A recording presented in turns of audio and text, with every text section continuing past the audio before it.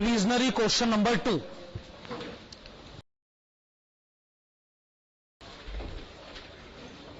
The sales reports that next year he expects to sell 50,000 units of a certain product.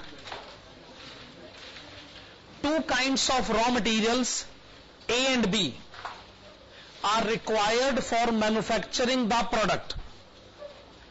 Each unit of the product requires 2 kgs of A and 3 kgs of B. The estimated opening balances at the commencement of next year: finished product 10,000 units, A 12,000 kilograms, B 15,000 kilograms. The desirable closing balance at the end of next year: finished product 14,000 units, A 13,000 kilograms, B 16,000 kilograms. Draw up material purchase budget for the next year.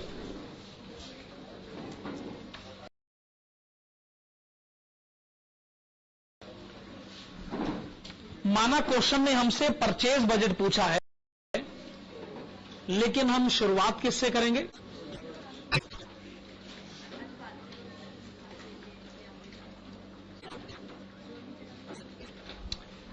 Production budget कहां से शुरुआत करेंगे? Budgeted cell.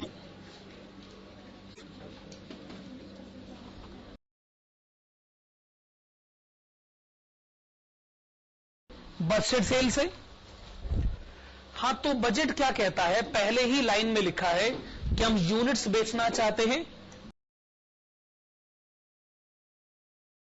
50,000।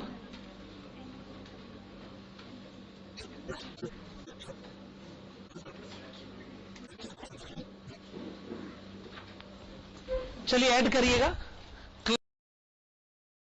Closing stock of finished goods. हाँ, तो है closing stock 14,000 units.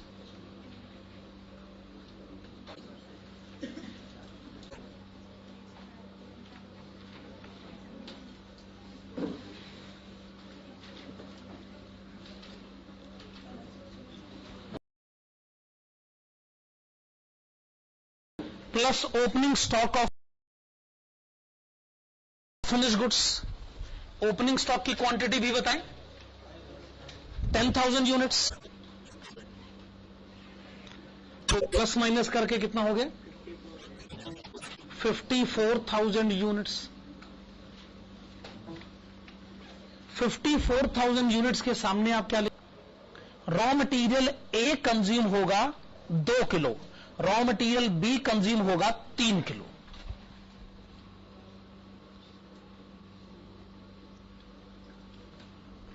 तो ये हो गया 1,08,000 किलोग्राम्स, और ये हो गया 1,62,000 किलोग्राम्स।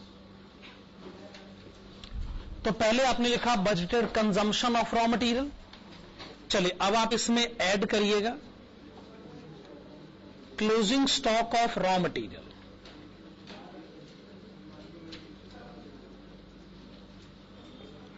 अच्छा, closing stock of raw material बताइए। 13,000 kilograms and 16,000 kilograms.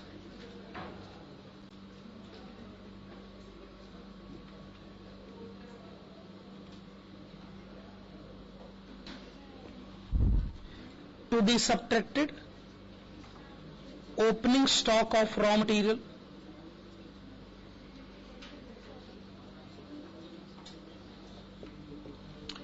opening stock of raw material 12,000 and 15,000, minus 12,000 and minus 15,000,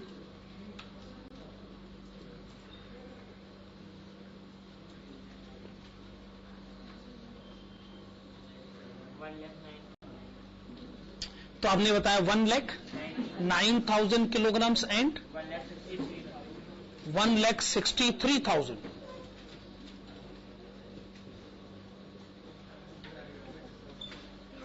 okay, आपने लिखा 1,09,000 किलोग्राम्स, आपने लिखा 1,63,000 किलोग्राम्स, और ये जो भी आंसर आया है इसके सामने आप क्या लिखेंगे? Budgeted purchases.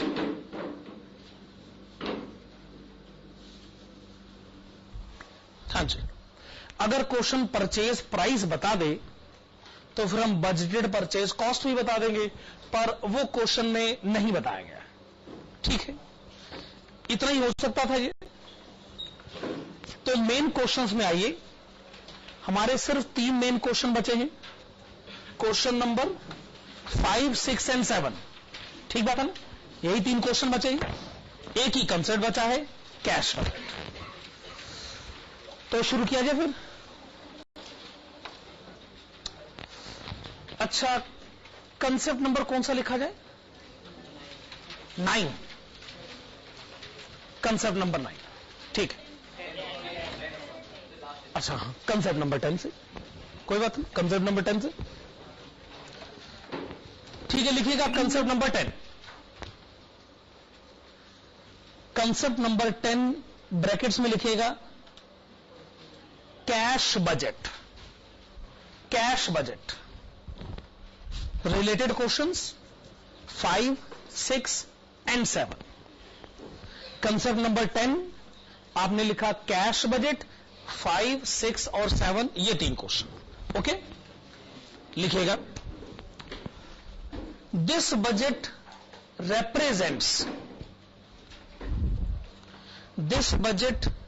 represents estimated cash inflows and outflows. Estimated cash inflows and outflows during the budgeted period.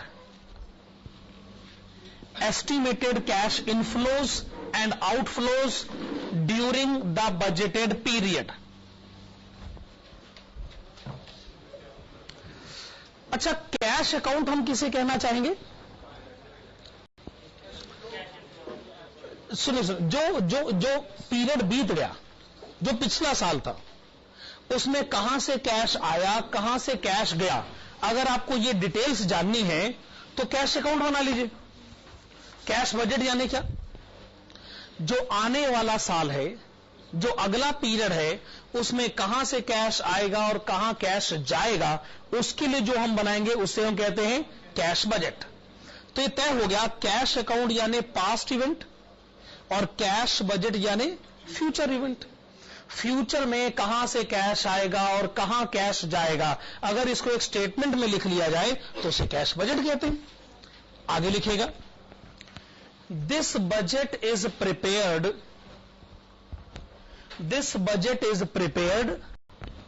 with the help of following equation.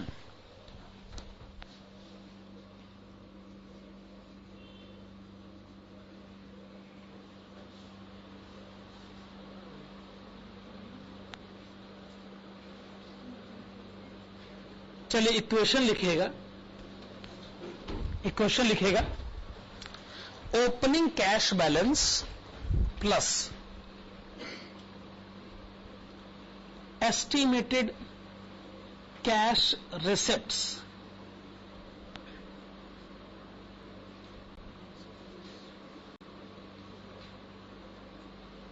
क्या लिखा आपने? Opening cash balance plus estimated cash receipts minus estimated cash payment minus estimated cash payments is equal to closing cash balance.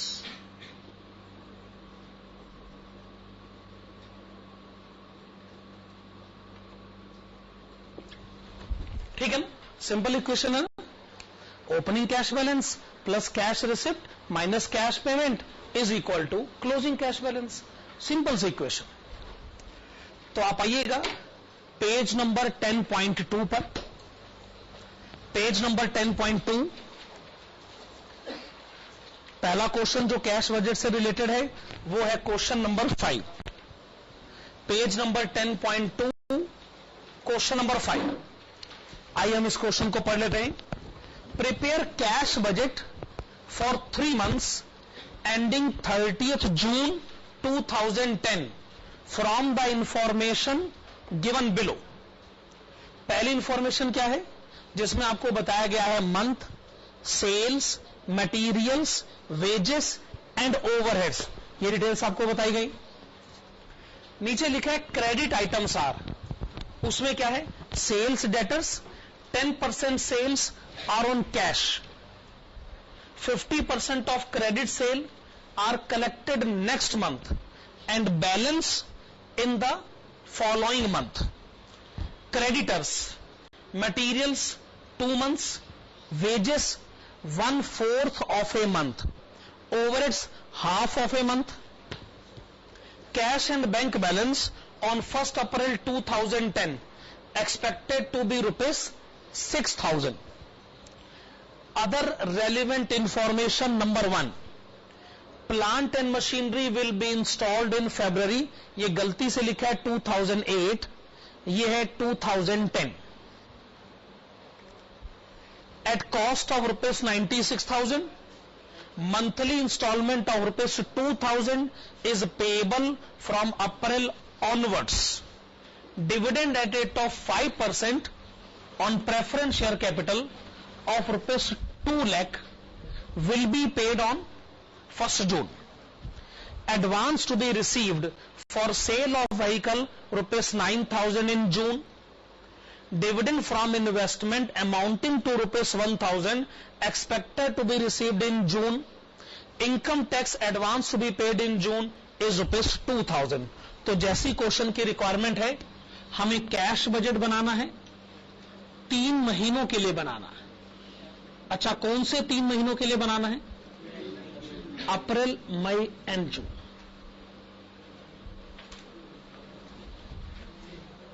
चलिए heading डालिएगा cash budget,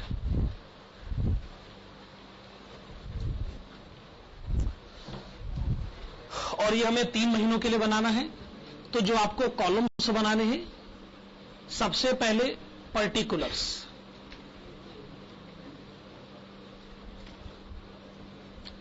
particulars के बाद अप्रैल, May and जून।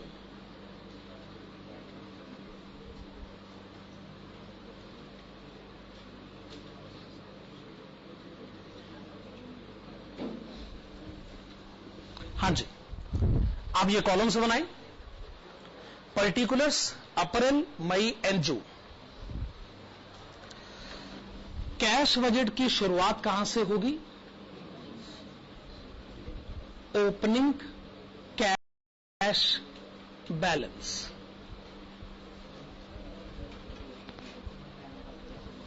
तो आपने सबसे पहले लिखा ओपनिंग कैश बैलेंस, इसमें आप ऐड करिएगा एस्टिमेटेड कैश रिसिप्ट्स।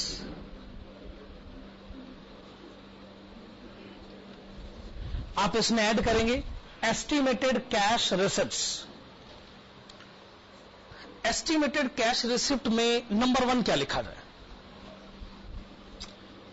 नंबर 1 हमें लिखना चाहिए कैश सेल्स।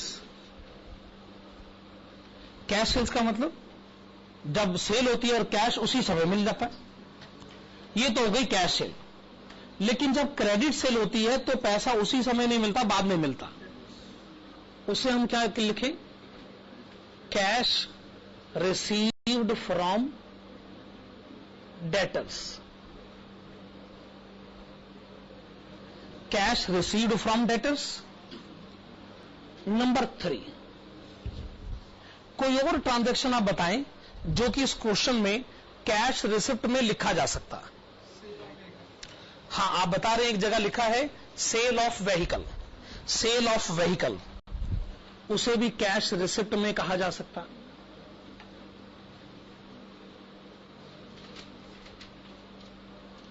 और बताइए।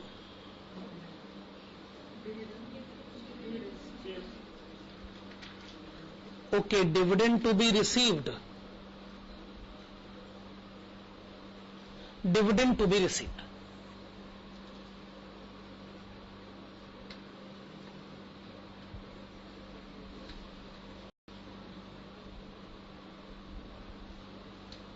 हम क्या करेंगे, ओपनिंग कैश बैलेंस में एस्टिमेटेड कैश रिसीव्स ऐड करेंगे।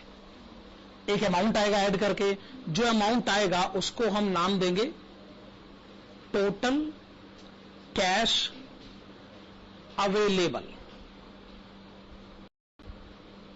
क्या लिखा आपने, टोटल कैश अवेलेबल। इसमें से हम माइनस करेंगे estimated cash payments. Estimated cash payments, इसमें नंबर 1 क्या लिखा जाए, आप लिखिएगा पेमेंट टू क्रेडिटर्स, या तो लिख लीजिए पेमेंट टू क्रेडिटर्स, या आप लिख सकते हैं पेमेंट फॉर मटेरियल। एक ही बात है ना, हमने क्रेडिटर्स को पेमेंट इसलिए तो करनी है क्योंकि हमने उनसे मटेरियल खरीदा था।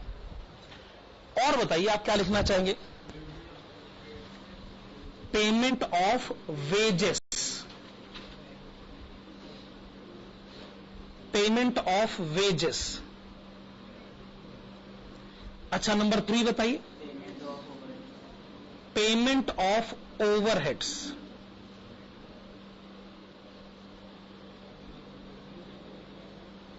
नंबर 4 बताइए,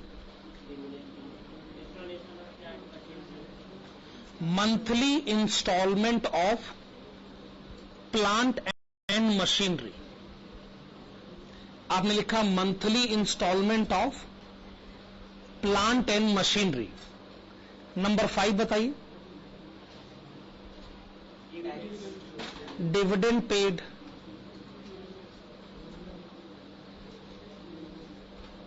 नंबर 6 बताइए, income tax to be paid.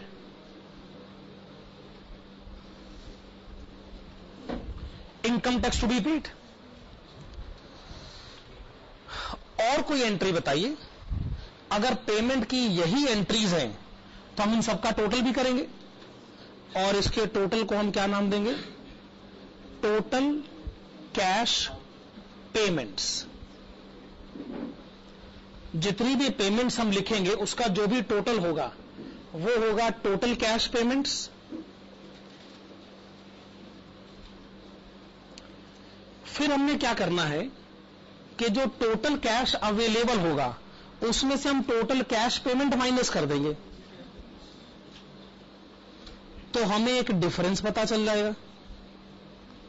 वो जो भी डिफरेंस होगा उसे कहा जाएगा क्लोजिंग कैश बैलेंस। प्रोसीजर तो यही है ना। अब प्रोफॉर्मा बन जाए तो हमें लगता है कि हमारा आधा काम तो हो ही गया, बस हमको कैश रिसिप्ट और पेमेंट के ट्रांजैक्शंस ढूंढ के लाने। तो शुरू किया जाए फिर। हां, तो अप्रैल से शुरू करें। बताइएगा अप्रैल का क्वेश्चन में ओपनिंग कैश बैलेंस कितना लिखा। आप लिखिएगा ओपनिंग कैश बैलेंस ₹6,000। मई जून का तो अभी बता दें। क्या है ना, हम जो अप्रैल का क्लोजिंग बैलेंस पता करेंगे उससे हम मई का ओपनिंग बैलेंस बनाएंगे, और मई के क्लोजिंग को हम जून का बैलेंस बनाएंगे। ठीक है। सेल्स और डेटर्स की कुछ डिटेल्स हैं आपके पास। डिटेल्स क्या है, ध्यान से पढ़ेगा। 10% सेल्स आर ऑन कैश, इसका मतलब 10% सेल कैश सेल होती है, पैसा उसी समय मिल जाता है। अच्छा, अप्रैल की सेल क्वेश्चन में कितनी लिखी है, 16,000 रुपए। 16,000 है ना। कैश सेल होगा इसका 10%। 10% कितना हो गया, 1,600 रुपए। मई की सेल है 17,000 रुपए, 10%, 1,700 रुपए। जून की सेल 18,000 रुपए, 10%, 1,800 रुपए। Point valid. Cash from debtors,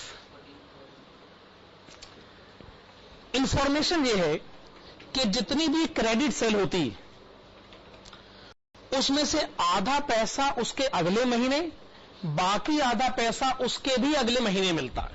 यह क्वेश्चन में इंफॉर्मेशन है। तो यह मैटर तो इतनी आसानी से डील होगा नहीं, तो वर्किंग नोट नंबर 1 बना लेते हैं। वर्किंग नोट नंबर 1 बना लेते हैं और ब्रैकेट्स में लिखिएगा कैश रिसीव्ड फ्रॉम डेटर्स।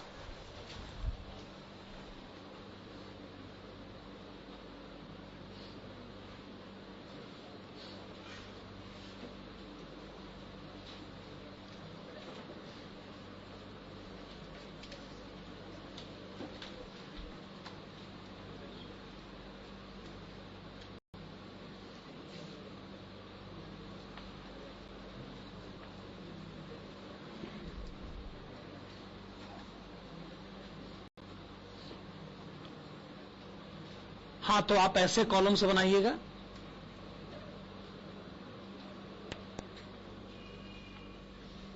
हाँ जी, month, credit sales, cash received, और कैश रिसीव्ड में अप्रैल, मई एंड जून।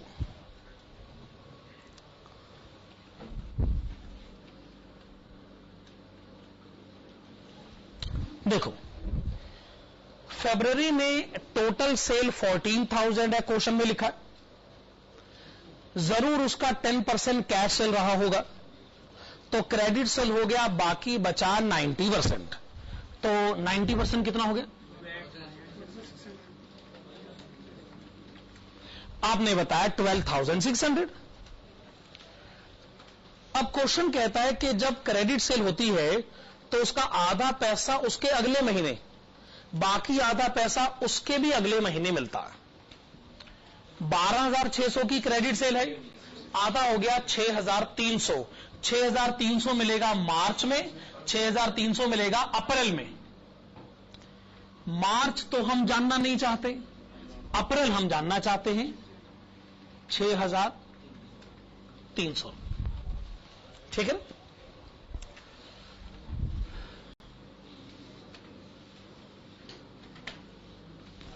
मार्च की टोटल सेल 15,000, क्रेडिट सेल उसका 90%, 13,500। इसका आधा 6,750, 6,750 मिलेगा अप्रैल में, 6,750 मिलेगा मई में। ठीक बात है, कोई बहुत ज्यादा मुश्किल पॉइंट तो ये नहीं है। अच्छा, अप्रैल की टोटल सेल कितनी दे रखी? 16,000, क्रेडिट सेल उसका 90%, 14,400। इसका करिए आधा, 7,200 मिलेगा मई में, और 7,200 ही मिलेगा जून में।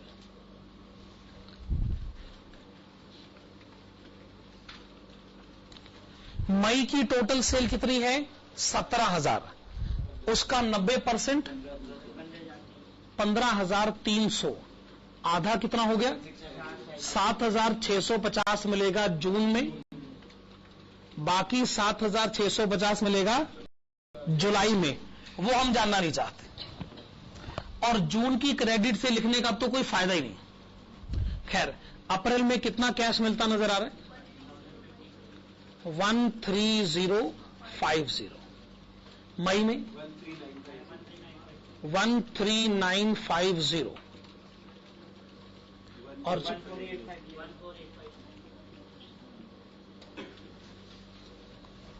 तो ये आपने क्या कैलकुलेट कर लिया? Cash received from debtors.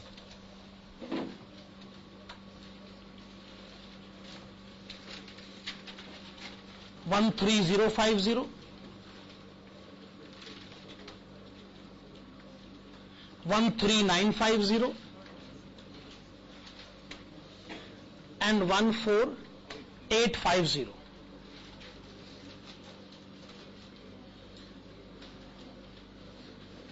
हाँ जी, कैलकुलेशन समझ में आ गई हमको।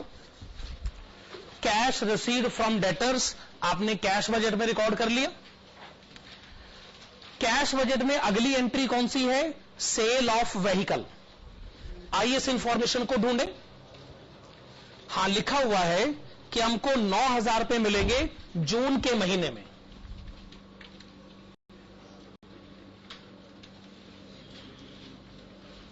ठीक है, 9,000 रुपए मिलेंगे जून के महीने में। डिविडेंड रिसीव्ड,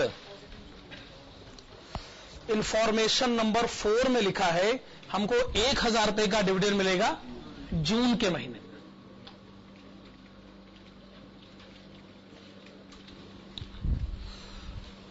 अब आप मुझे टोटल कैश अवेलेबल बता सकते हैं? अप्रैल का आपने बताया 20,650।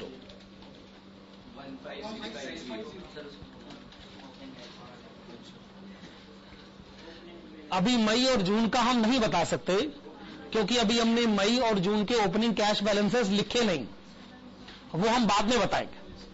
अप्रैल का तो हमने बता दिया ना टोटल कैश अवेलेबल। अब आप आइए पेमेंट की तरफ। पहली पेमेंट कौन सी है? पेमेंट टू क्रेडिटर्स, या फिर आप कह सकते हैं पेमेंट फॉर मटेरियल। अच्छा, जब वो कहते हैं क्रेडिटर्स मटेरियल्स 2 मंथ्स, इसका क्या मतलब होता है?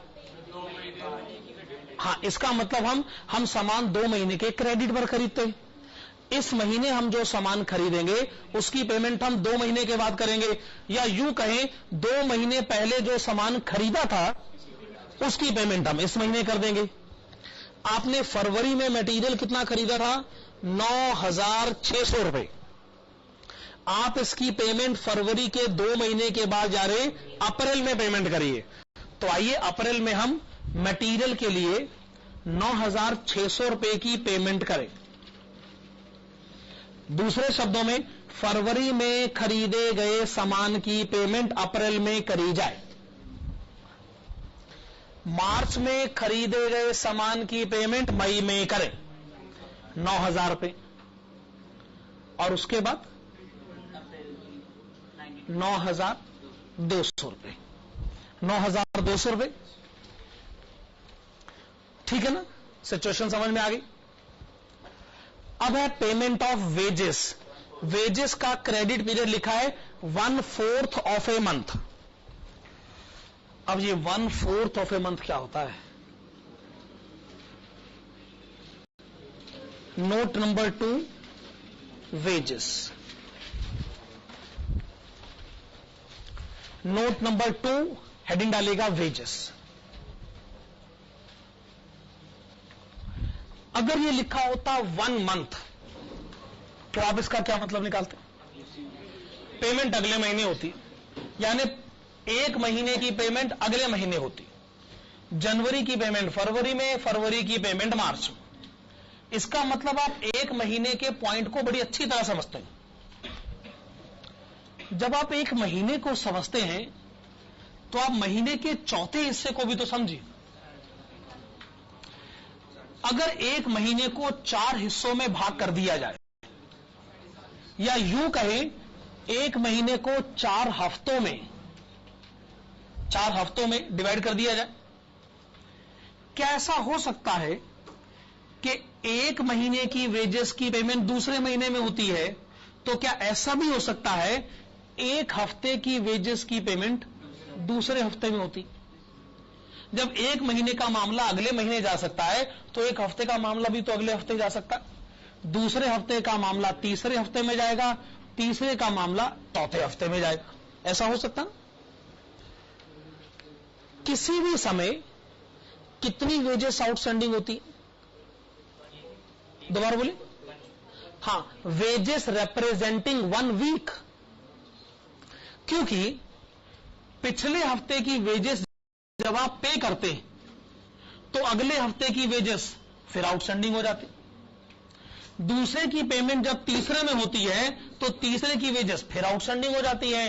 तो हमेशा कितनी वेजेस आउटस्टैंडिंग रहती हैं? एक हफ्ते की वेजेस के बराबर। क्या ये पॉइंट वैलिड है? वैसे अगर पहले हफ्ते की पेमेंट दूसरे में हुई, दूसरे की तीसरे में, तीसरे की चौथे में, इससे फर्क क्या पड़ा? महीना तो वही है, महीना तो वही है। ये कुछ ऐसी बात हो गई कि हमने सुबह 10 बजे जो पेमेंट करनी थी वो 11 बजे कर दी, 11 बजे वाली पेमेंट 12 बजे कर दी, तो क्या फर्क पड़ा? दिन तो वही है। अगर मैं दिन का हिसाब आपसे डिस्कस करूं तो मुझे कोई फर्क नहीं पड़ना चाहिए कि मैंने 10 बजे वाली पेमेंट 11 बजे करी हो, तो क्योंकि अगर दिन का हिसाब डिस्कस किया जाए तो यह बात अपने आप में बेकार है। पर जैसा कि ये कह रहे थे कि एक पॉइंट इंपॉर्टेंट बनता है कि जो आखिरी हफ्ता रहा होगा उसकी वेजेस की पेमेंट कब चली जाएगी? अगले महीने के पहले हफ्ते में चली जाएगी। इसका मतलब आप अपने महीने के चौथे हफ्ते की पेमेंट नहीं कर पाओगे, नहीं कर पाओगे। वो पेमेंट आगे जाके करनी पड़ेगी। लेकिन जो पिछला महीना रहा होगा उसका जो आखिरी हफ्ता रहा होगा, वो आखिरी हफ्ता आपका हिस्सा नहीं है, पर आपको उसकी पेमेंट करनी पड़ेगी। ठीक है ना? तो रूल क्या एस्टेब्लिश हुआ? अपने महीने के आखिरी हफ्ते की पेमेंट मत करें, पिछले महीने के आखिरी हफ्ते की पेमेंट कर दे। ठीक है ना? अगर यह रूल एस्टेब्लिश होता है तो आइए हम एक फार्मूला डेवलप करते हैं। फार्मूला है wages paid is equal to 3/4 of wages of current month.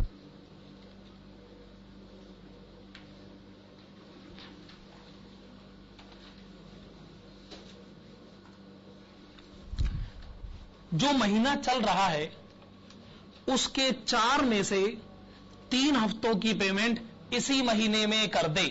क्या यह बात सही है? 4 में से 3 हफ्तों की पेमेंट इसी महीने में कर दे, plus 1/4 of wages of last month. पिछले महीने के जो 4 हफ्ते थे उसमें से 3 हफ्तों की पेमेंट तो उन्होंने खुद ही कर दी थी, पर 1 हफ्ते की पेमेंट आपको करनी पड़ेगी। आइए पता करते हैं कि हमने अप्रैल में टोटल पेमेंट कितनी करनी है। वैसे अप्रैल की खुद की वेजेस कितनी है? अप्रैल की खुद की वेजेस कितनी है? 3200।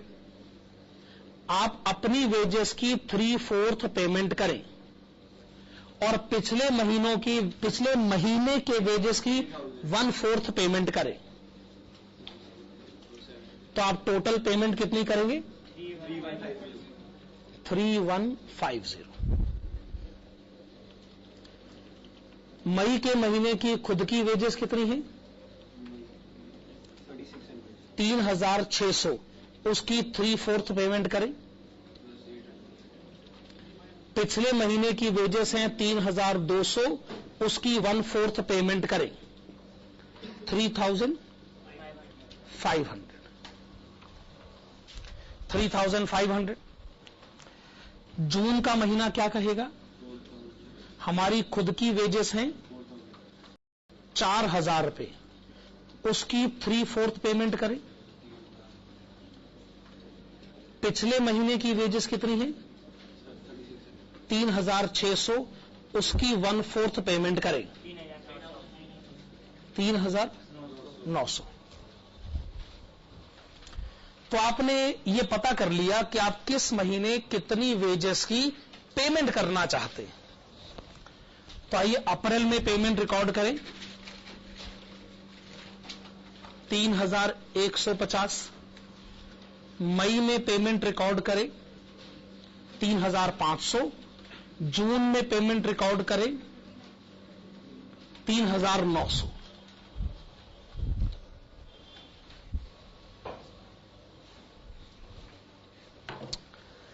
आइए नोट नंबर 3 बना लेते हैं। नोट नंबर 3 के ब्रैकेट्स में लिखेगा ओवरहेड्स। ओवरहेड्स का क्रेडिट पीरियड कितना लिखा है? हाफ मंथ, यानी महीने के 2 हिस्से करे जाएंगे। पहले हिस्से की पेमेंट दूसरे हिस्से में हो जाएगी, दूसरे हिस्से की पेमेंट आगे चली जाएगी, पर पिछले महीने का जो आखिरी हिस्सा रहा होगा उसकी पेमेंट हमें करनी पड़ेगी। तो फार्मूला तो बड़ा सिंपल सा है, overheads paid is equal to half of overheads of current month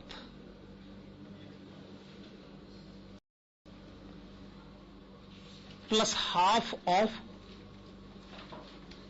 overheads of last month.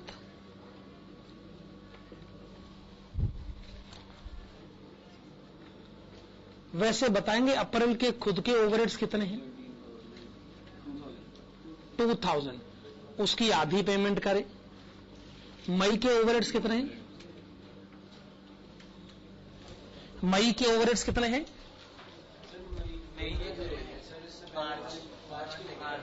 हाँ, मतलब पिछले महीने के ओवरहेड्स बताइए। 1900 रुपए, उसकी आधी पेमेंट करें।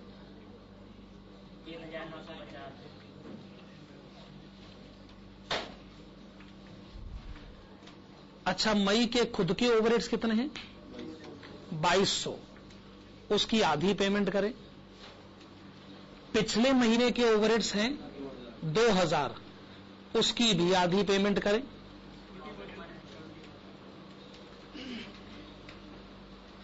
आपने बताया 2100। जून के ओवरहेड्स कितने हैं?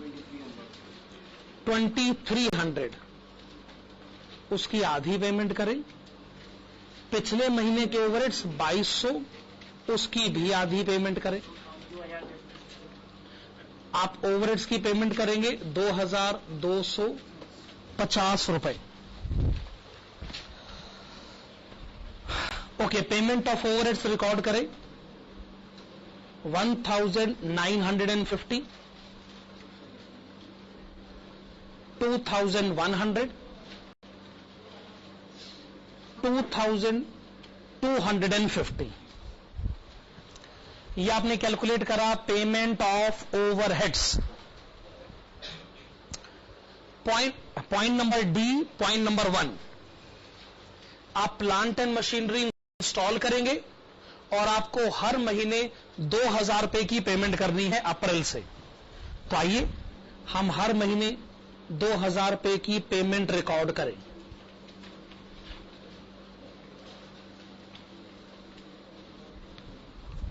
Monthly instalment of plant and machinery 2000।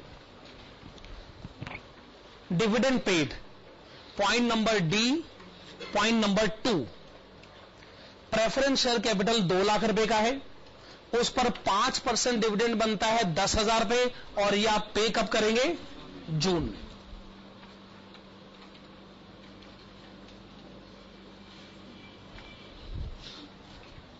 Income tax एकदम लास्ट पॉइंट, 2000 का इनकम टैक्स आपने पे करना है और यह आपने जून में पे करना है।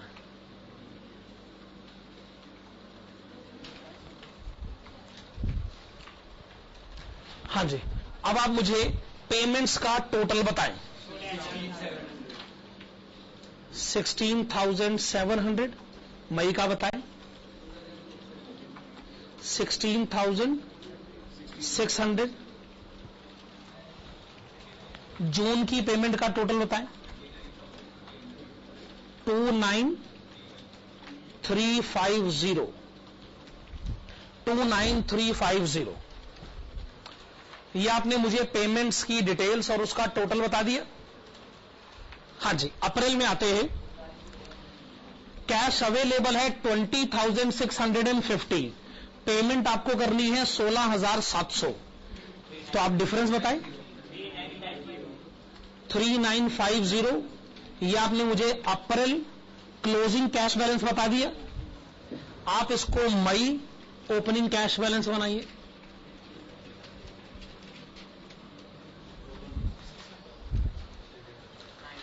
ठीक है ना? ओके, आपने इसको मई ओपनिंग कैश बैलेंस बनाया, तो मई टोटल कैश अवेलेबल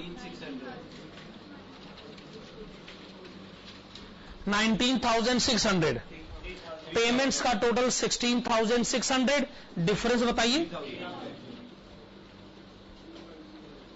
ये 3,000 जो मई का क्लोजिंग बैलेंस है, इसको आप जून का ओपनिंग बैलेंस लिखिए। जून में total cash available 29,650, payment 29,350, difference आपने बताया ₹300, 300 रुपए।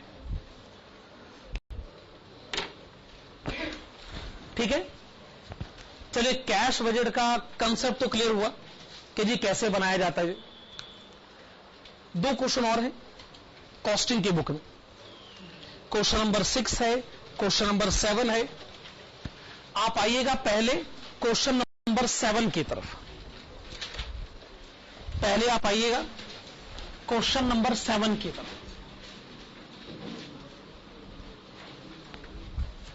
हां जी, page number 10.3, question number 7। From the information given below, prepare a cash budget of Jaipur Refrigerators Private Limited for the quarter January to March 2009।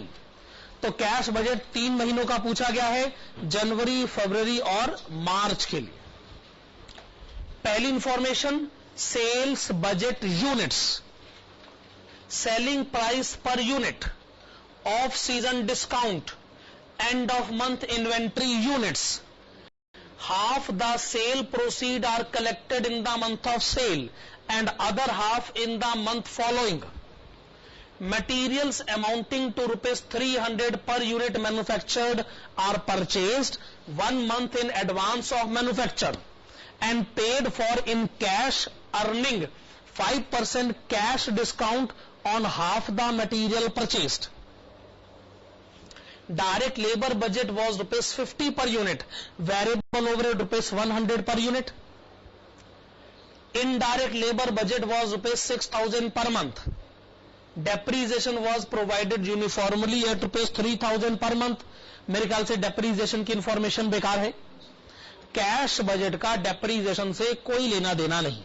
Okay, question की बाकी details आप पढ़िए अपने आप।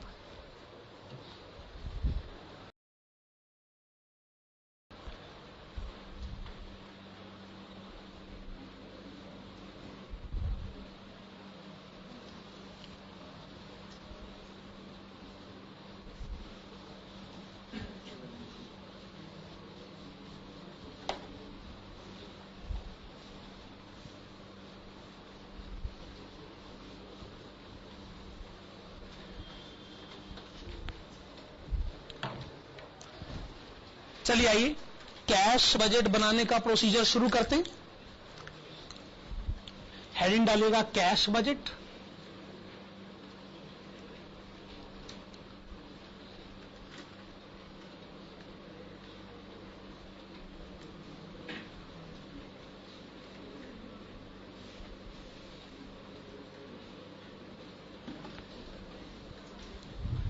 कैश बजट आपको बनाना है जनवरी, फरवरी और मार्च के लिए।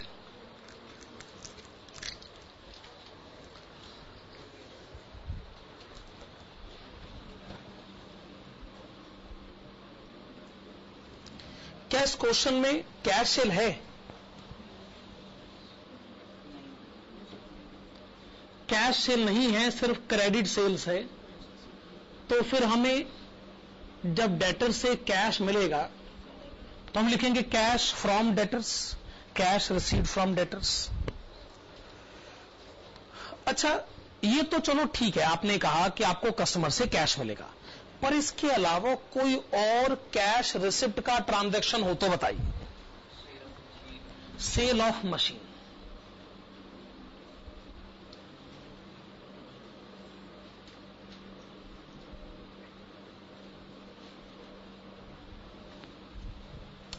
और कोई कैश रिसिप्ट का ट्रांजैक्शन है ही नहीं। तो ओपनिंग कैश बैलेंस में जब आप एस्टिमेटेड कैश रिसिप्ट्स ऐड करेंगे तो आपको क्या पता चल जाएगा? Total cash available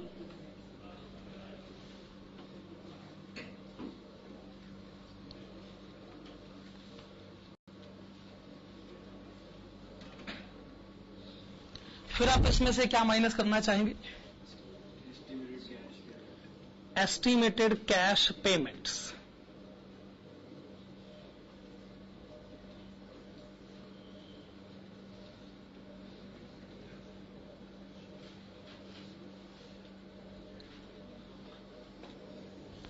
estimated cash payment, estimated cash payments में नंबर 1 बताएंगे, पेमेंट फॉर मटेरियल्स।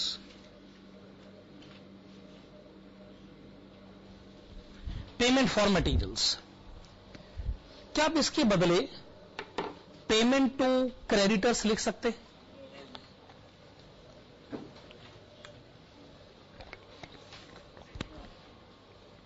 आप लोगों ने ठीक पहचाना, हम ऐसा नहीं लिख सकते।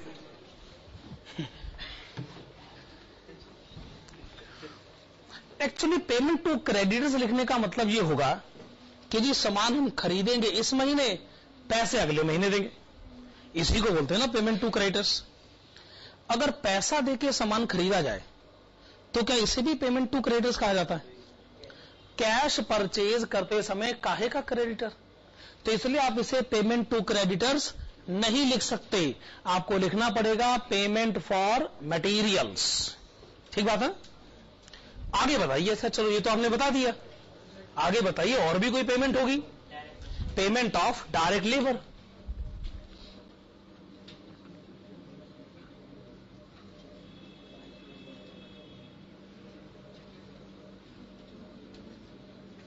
अच्छा, और नंबर 3 बताइए, पेमेंट ऑफ वेरिएबल ओवरहेड्स। आपने बताया पेमेंट ऑफ वेरिएबल ओवरहेड्स। अच्छा, नंबर 4 बताइए, पेमेंट ऑफ इनडायरेक्ट लेबर।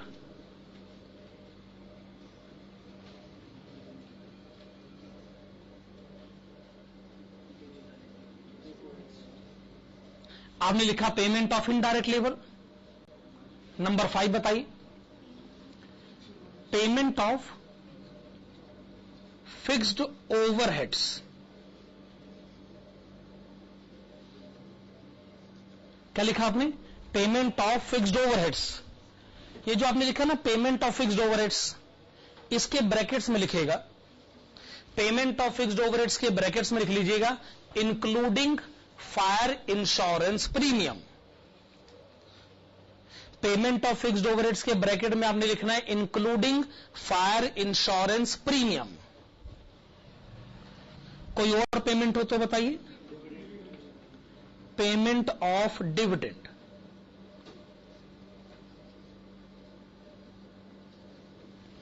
क्या सारी पेमेंट्स के डिटेल्स आपने इकट्ठे कर लिए हैं?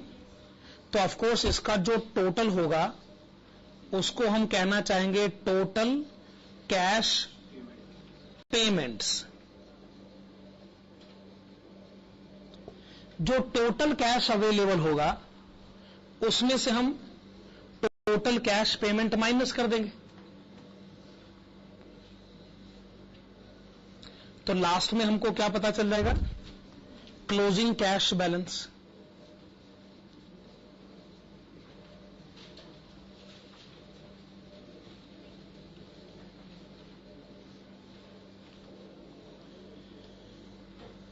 ये कैश बजट बनाने का प्रोसीजर हो गया। हां जी, अब आप मुझे जनवरी का ओपनिंग कैश बैलेंस बताएंगे? 1000। ये क्वेश्चन की लास्ट इंफॉर्मेशन है। जनवरी का ओपनिंग कैश बैलेंस आपने बताया ₹1000, 1000 रुपए। जनवरी ओपनिंग कैश बैलेंस आपने मुझे बताया 1000 रुपए। अब है cash from debtors. Note number 1 बनाइएगा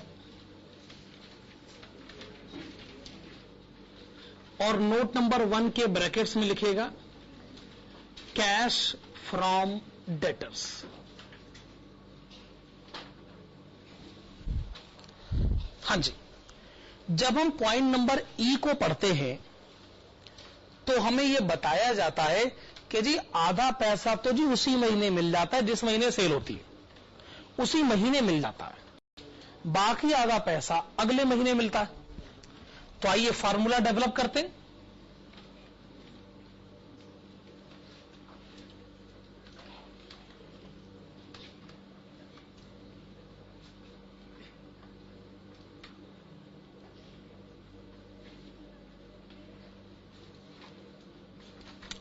इसका मतलब इस महीने जो सेल होगी आधा पैसा इसी महीने मिल जाएगा, बाकी आधा पैसा तो फिर अगले महीने मिलेगा।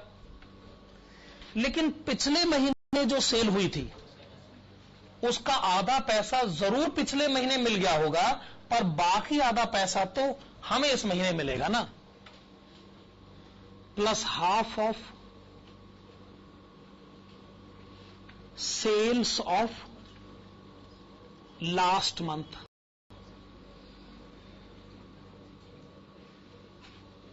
ठीक है ना इक्वेशन? इस महीने की सेल का आधा पैसा इस महीने मिलेगा और जो सेल पिछले महीने हुई थी उसका आधा पैसा भी इस महीने मिलेगा। आइए पहले जनवरी के महीने की बात करते। बताइएगा जनवरी में आप कितनी यूनिट्स बेचना चाहते? आपने कहा 60 यूनिट। जनवरी में आप एक यूनिट किस रेट पर बेचना चाहते?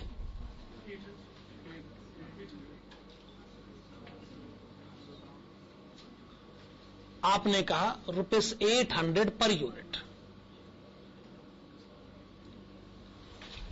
वैसे एक यूनिट का सेलिंग प्राइस 1000 रुपए है, पर जनवरी में 20% ऑफ सीजन डिस्काउंट दिया जाता है। हमारा काम क्वेश्चन में रेफ्रिजरेटर बेचने का है, तो क्या है जनवरी में सर्दी होती है असल में, तो रेफ्रिजरेटर बेचने में ना 20% डिस्काउंट देना पड़ता है, तो हम तो एक एक यूनिट 800 में ही बेचते हैं। क्या ये बात सही? तो जनवरी में हमने 60 यूनिट बेची 800 रुपए के रेट पर और आधा पैसा जनवरी में मिल जाएगा। क्या ये बात सही? अच्छा बताइए पिछले महीने आपने कितने रेफ्रिजरेटर बेचे थे? 60। अच्छा पिछले महीने किस रेट पर बेचे थे? 800 के रेट पर ही बेचे थे। तो अपनी सेल का आधा पैसा रिसीव करें, पिछले महीने की सेल का भी आधा पैसा रिसीव करें, तो जनवरी में कितना पैसा मिल रहा है? आपका जवाब है 48,000।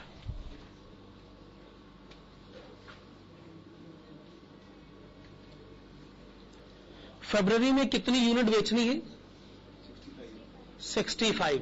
एक यूनिट का सेलिंग प्राइस 900 रुपए, उसका आधा अमाउंट रिसीव करें। पिछले महीने कितनी यूनिट बेची थी? 60, बेची थी 800 रुपए के रेट पर, कितना पैसा मिलेगा भाई? 69250। पक्का?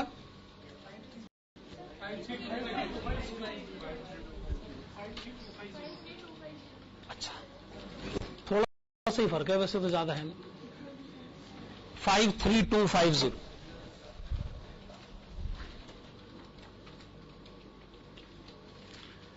अच्छा जून में कितनी यूनिट बेचना चाहते हैं? सॉरी मार्च में कितनी यूनिट बेचना चाहते हैं? 75। किस रेट पर? 1000 के रेट पर।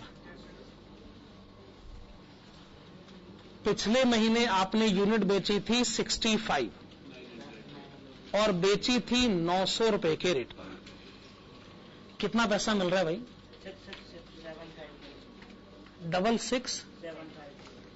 66750। ओके 66750। तो कैश फ्रॉम डेटर्स आपने कैलकुलेट कर लिया है, आप इसे कैश बजट में रिकॉर्ड करें।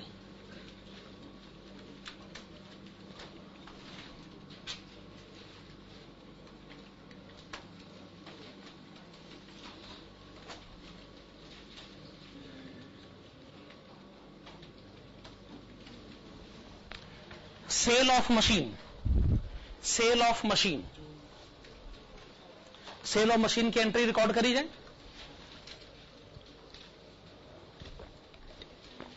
कौन सा पॉइंट पढ़ा जाए?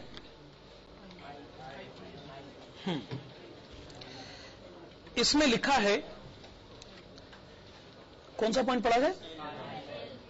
एल, एल वो आई जैसा दिखता है असल में, लेकिन एल है।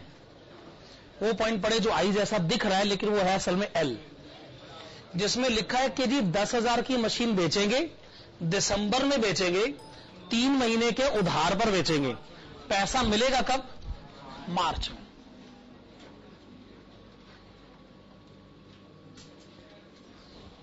ठीक है। अच्छा, जनवरी का टोटल कैश अवेलेबल 49,000, बाकी तो खैर अभी हम बता नहीं सकते। एक वर्किंग नोट भी हमने बना लिया है, कैश रिसीव्ड फ्रॉम डेटर्स, ये वर्किंग नोट हमने बना लिया है। अब आप वर्किंग नोट नंबर 2 बनाइएगा।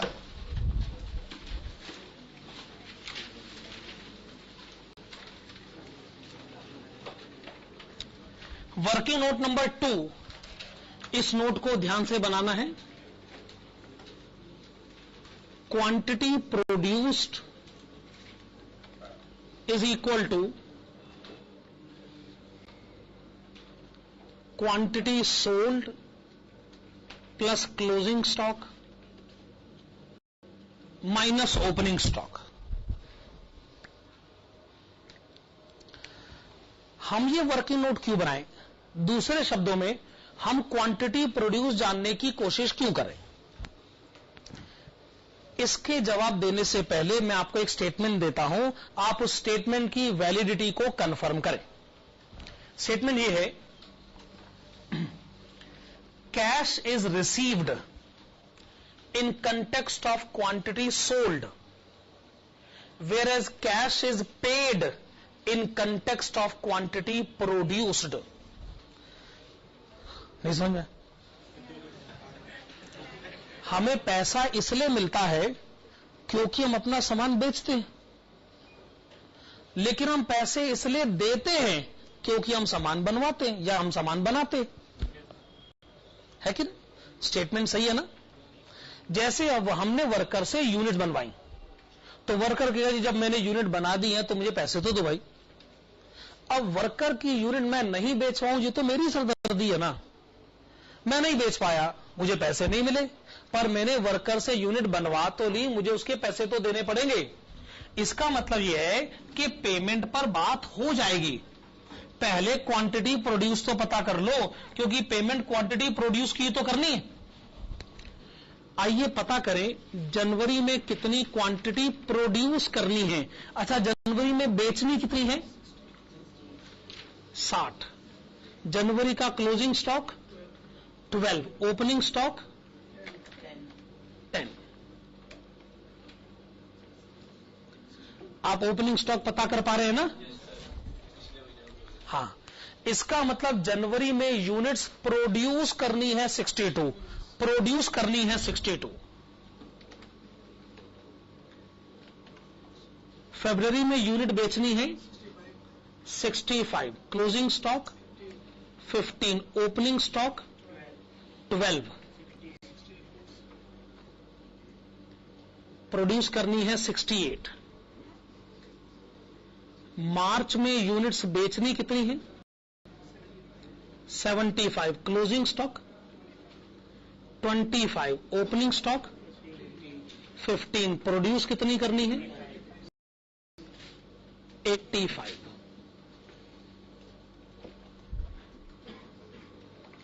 अप्रैल में यूनिट्स बेचनी कितनी है?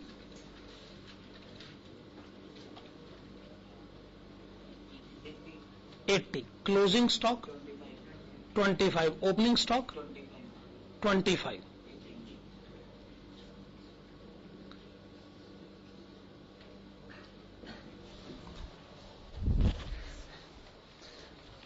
ये लेकिन आपने अप्रैल की कैलकुलेशन क्यों करी बिना बात के? जोश में आके आप कैलकुलेशन थोड़ी आगे बढ़ा देते, इसकी बिल्कुल कोई जरूरत नहीं थी। अब क्या करें, अब होगी कैलकुलेशन, अब कर क्या सकते हैं। खैर, नोट नंबर 3 बनाइएगा। नोट नंबर 3 के ब्रैकेट्स में लिखेगा पेमेंट फॉर मटेरियल्स।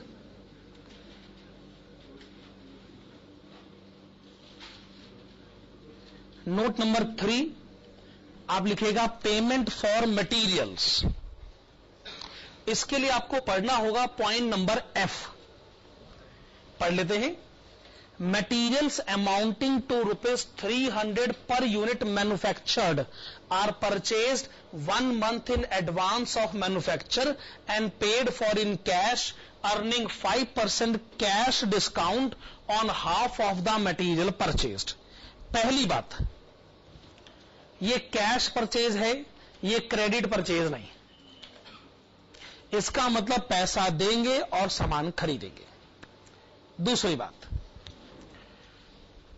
हम जो यूनिट बेचते हैं उसका सेलिंग प्राइस 1000 है। हालांकि हम 1000 में बेच नहीं पाते, जनवरी फरवरी में हमने ऑफ सीजन डिस्काउंट भी दिए, लेकिन यह मुद्दा नहीं। बेचते हम 1000 में हैं या 1000 में नहीं बेच पाते, वो दूसरी बात है। हम खरीदते कितने में? 300 में। 300 में खरीदते हैं और 1000 के आसपास बेच देते हैं, ऐसा मैं कह सकता हूं। हम कितने में खरीदते हैं? 300 में। अगली बात, हमने जो फरवरी में यूनिट बनानी है उसका मटेरियल हम जनवरी में खरीदेंगे। मार्च में जो यूनिट बनानी है उसका मटेरियल हम फरवरी में खरीदेंगे, और अप्रैल में जो यूनिट बनानी है उसका मटेरियल हम मार्च में खरीदेंगे। यह क्वेश्चन कहना चाहता। और पैसा दे के सामान खरीदना 300 रुपए पर यूनिट के हिसाब से। चूंकि कैश परचेज होगी तो आपको 5% डिस्काउंट मिलेगा। लास्ट में लिखा है ना, 5% cash discount on half of the material purchased. मान लीजिए आपने किसी को ₹X की पेमेंट करनी, कहते हैं ये काम करो, इसके 2 हिस्से कर दो, X/2 और X/2। ये वाला X/2 तो आप मुझे पूरा दे दो, और ये जो X/2 है ना, इस पर आप मुझसे 5% डिस्काउंट ले लो। हमने उससे कहा X/2 का 5%, क्या ये 2.5% ऑफ X नहीं है? मेरा मतलब है रेट ऑफ डिस्काउंट है आधे का 5%, क्या इसे पूरे का 2.5% कहा जा सकता है? आधे का 5% या पूरे का 2.5% एक ही बात है ना। क्या मैं दूसरे शब्दों में मैं कह सकता हूं कि मुझे 2.5% डिस्काउंट टोटल अमाउंट पर मिलेगा, आधे अमाउंट पर मुझे 5% डिस्काउंट मिलेगा, यानी पूरे अमाउंट पर मुझे 2.5% डिस्काउंट मिलेगा? क्या ये बात मैं कह सकता हूं? डिस्काउंट का मतलब होता है कि आप इतनी पेमेंट ना करें, आप 2.5% पेमेंट ना करें तो आप कितनी पेमेंट करेंगे? 97.5%। अगर आपको 100 रुपए देने तो 2.5 रुपए मत दो, फिर कितने रुपए दोगे? 97.5। तो इसका मतलब आप 97.5% पेमेंट कर दें। अब ये सारी बातें ना हमें इकट्ठी समअप करनी पड़ेंगी, और ऐसी सिचुएशन में हमें फार्मूला डेवलप करना पड़ेगा। फार्मूला क्या है? Payment for materials is equal to, payment for materials is equal to, formula है क्वांटिटी टू बी प्रोड्यूस्ड,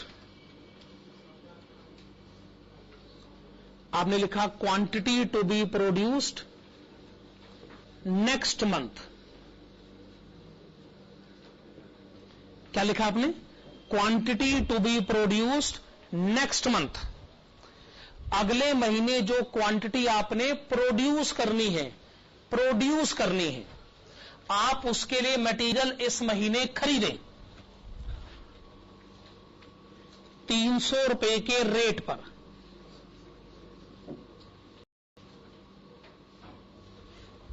₹300 के रेट पर खरीदें, लेकिन पूरी 100% पेमेंट मत कर देना। पेमेंट आप करिएगा इसका 97.5%। डेवलप हो गया फॉर्मूला। अब जनवरी का महीना कहेगा कि देखो भाई, फरवरी में यूनिट बनानी है 68। आइए इसके लिए मटेरियल जनवरी में खरीदा जाए 300 रुपए के रेट पर, लेकिन पेमेंट करी जाए 97.5%। 19890।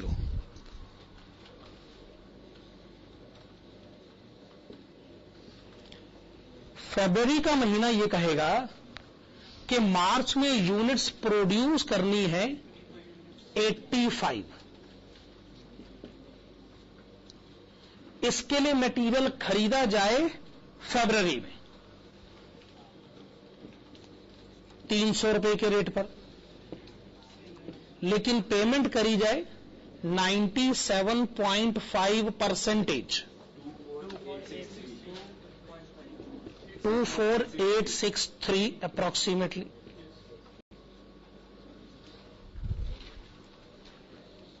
मार्च का महीना यह कहेगा अप्रैल में यूनिट्स प्रोड्यूस करनी है 80।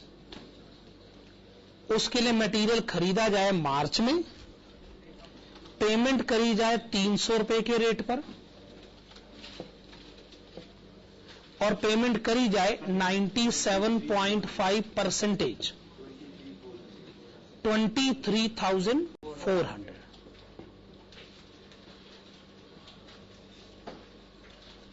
₹23,400। तो आइए पेमेंट फॉर मटेरियल्स रिकॉर्ड करें। 19890, 24863, 23,400। ठीक बात है। तो ये आपने क्या रिकॉर्ड किया? Payment for materials. Payment for materials आपने रिकॉर्ड कर लिया। अब हमें क्या डिस्कस करना है? Payment of direct labour. कौन सा पॉइंट पढ़ा जाए? पॉइंट नंबर जी। क्या लिखा है? Direct labour ₹50 per unit. 50 per unit वो ठीक है, पर आप ये बताइए कि पेमेंट कब होगी? मतलब लेबर की पेमेंट 1 महीने बाद होती है, 2 महीने बाद होती है। मैं आपसे ये जानकारी हासिल करना चाहता हूं। क्वेश्चन में अगर कोई इंफॉर्मेशन नहीं, तो जैसा आप कह रहे हैं कि पेमेंट हाथों हाथ हो जाती, तो इसका मतलब हमें उसी समय इंस्टेंट पेमेंट कर देनी चाहिए। कैसे? जनवरी में हम वर्कर से यूनिट कितनी बनवाएंगे? 62 यूनिट बनवाएंगे ना, तो 50 रुपए के हिसाब से हम पेमेंट उसी समय कर देंगे। 50 के हिसाब से पेमेंट उसी समय कर दीजिए। फरवरी में यूनिट बनवाइए 68, 50 रुपए के हिसाब से पेमेंट उसी समय कर दो। मार्च में यूनिट बनवाइए 85, 50 रुपए के हिसाब से पेमेंट उसी समय कर दीजिए। ठीक बात है ना? बात समझ में आ गई? नेक्स्ट एंट्री है वेरिएबल ओवरहेड। वेरिएबल ओवरहेड कितना लिखा है? 100 पर यूनिट। हम फिर वही बात कहेंगे, क्वेश्चन में कुछ नहीं लिखा हुआ कि जी हमने पेमेंट इसकी कब करनी है। तो पेमेंट फिर हमें उसी समय कर देनी चाहिए, लगे हाथ पेमेंट कर देनी चाहिए। हां जी, जनवरी में यूनिट बनेंगी 62, पेमेंट है ₹100 पर यूनिट। फरवरी में यूनिट बनेंगी 68, 100 पर यूनिट। यूनिट बनेंगी 85, 100 per unit. Payment of indirect labour, again the question से 6000 पर मंथ, लेकिन पेमेंट का क्राइटेरियन क्वेश्चन में नहीं लिखा, तो पेमेंट उसी समय कर देनी चाहिए, 6000 पर मंथ।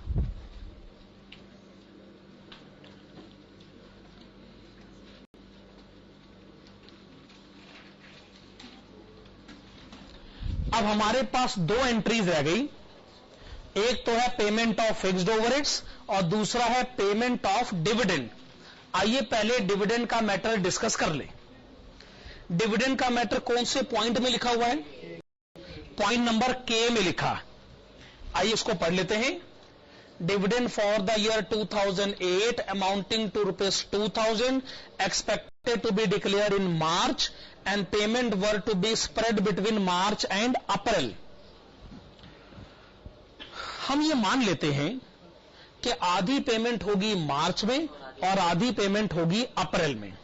तो आइए आधी पेमेंट मार्च में करी जाए 1000 रुपए, और बाकी 1000 आधी पेमेंट अप्रैल में होगी, वो तो हम लोग जानना नहीं चाहते।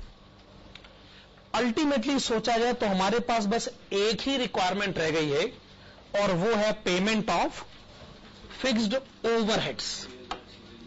आइए हम इसके लिए वर्किंग नोट बनाएं, लास्ट वर्किंग नोट बनाएं, और इसकी हेडिंग डालेगा payment of fixed overheads.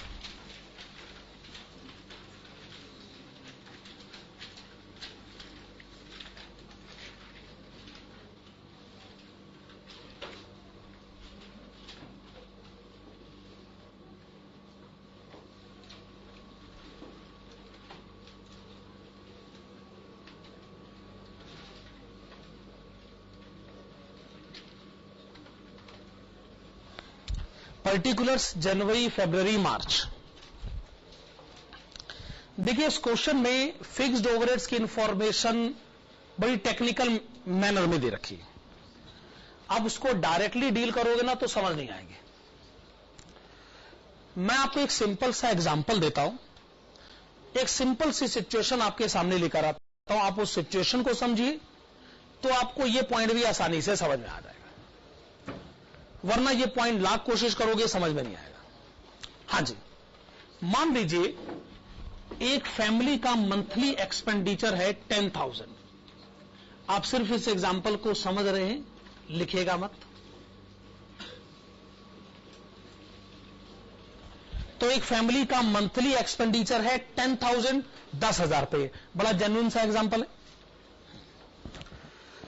Further मानिए इस एक्सपेंडिचर में एक एक्सपेंडिचर इंक्लूडेड है और उसका नाम है बच्चे की स्कूल फीस।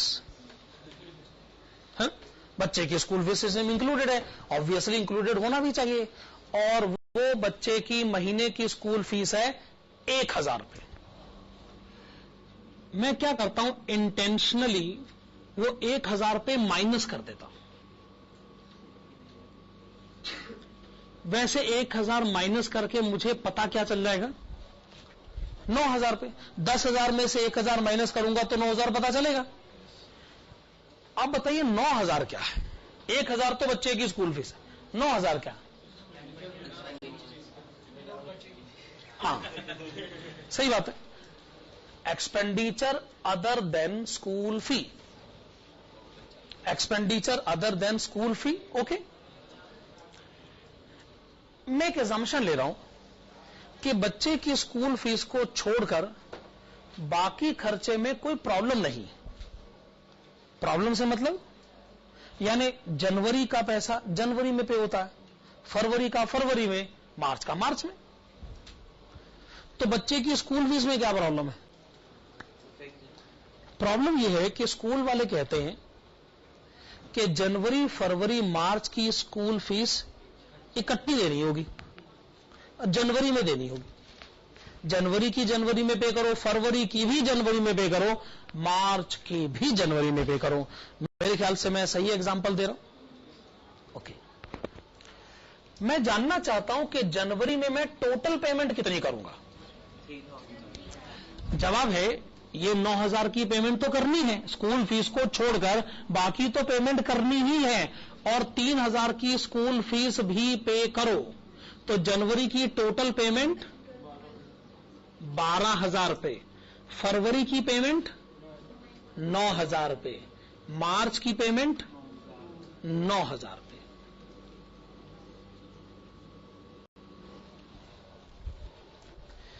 अच्छा बताइएगा, जनवरी का एक्सपेंडिचर, जनवरी का एक्सपेंडिचर बताओ। जनवरी का एक्सपेंडिचर बताओ 10,000। जनवरी की पेमेंट बताओ 12,000।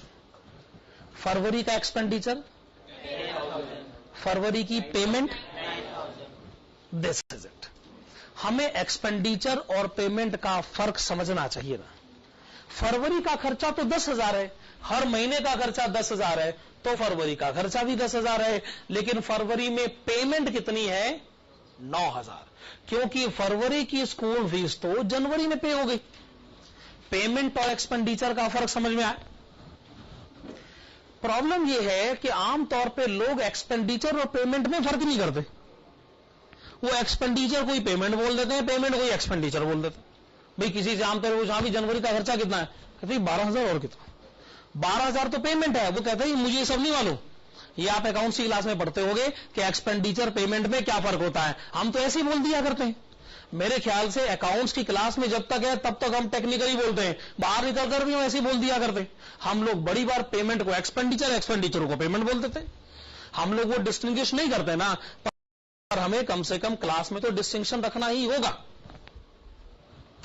एक्सपेंडिचर हर महीने 10,000, लेकिन पेमेंट जनवरी में 12,000, फरवरी में 9,000, मार्च में 9,000। क्या ये बात सही? एक बड़ा सिंपल सा एग्जांपल है। अगर मैंने आज एक पेन खरीदा 10 रुपए का और ये 10 दिन चलेगा, तो आज की पेमेंट 10 रुपए, पर आज का एक्सपेंडिचर 1 रुपया। आज मैंने कितना पेन खर्च कर डाला? 1 रुपए का पेन, यानी मैंने 10% पेन खर्च कर डाला। कल एक्सपेंडिचर 1 रुपया, पेमेंट 0। पेमेंट तो हो गई, एक बार पेन खरीदा, अब तो 10 दिन चलेगा। पेमेंट पहले दिन लिखिए, पर एक्सपेंडिचर हर रोज लिखिए। क्या ये बात सही है? अगर आज मैंने गाड़ी में पेट्रोल डलवाया 50 रुपए का, पर गाड़ी चलेगी 2 दिन, मान लीजिए 50 रुपए के पेट्रोल में गाड़ी 2 दिन चलेगी, तो आज पेमेंट 50 रुपए, पर आज का एक्सपेंडिचर 25 रुपए। कल पेमेंट 0, एक्सपेंडिचर 25 रुपए। पेमेंट और एक्सपेंडिचर का फर्क ही तो है। ठीक बात है ना? अब आइए क्वेश्चन का पॉइंट नंबर जे ध्यान से पढ़ ले। The fixed overhead budget was ₹6,000 per month during off season and 7,000 during the season. Out of this, the quarterly premium for fire insurance amounting to ₹600 was payable in first month of each quarter.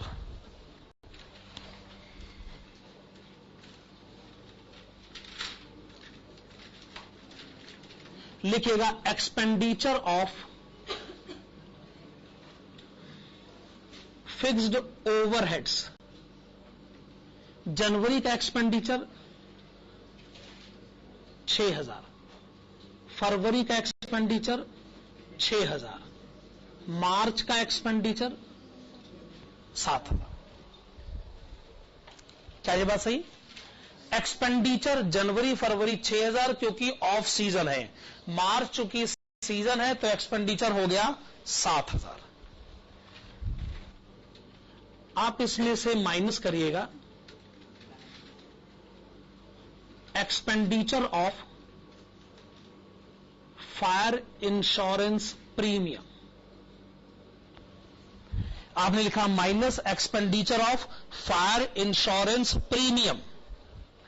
आपने total insurance premium पे करा है 600 रुपए, लेकिन 600 रुपए 3 महीने का है, तो हर महीने का कितना हो गया 200 रुपए, और वो 200 रुपए इसमें ऑलरेडी इंक्लूडेड है।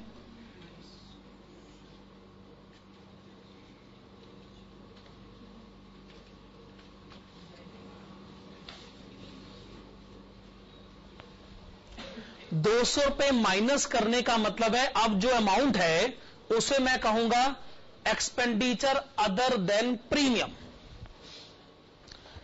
ये है एक्सपेंडिचर अदर देन प्रीमियम, जो कि अपने ही महीने में पे होता। जनवरी का जनवरी में, फरवरी का फरवरी, मार्च का मार्च, प्लस पेमेंट ऑफ प्रीमियम।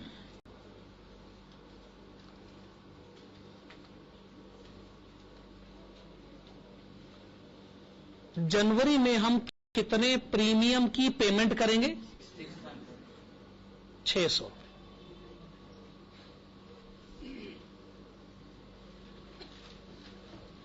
जनवरी में एक तो हम प्रीमियम पे करेंगे, दूसरा हम अदर देन प्रीमियम भी पे करेंगे।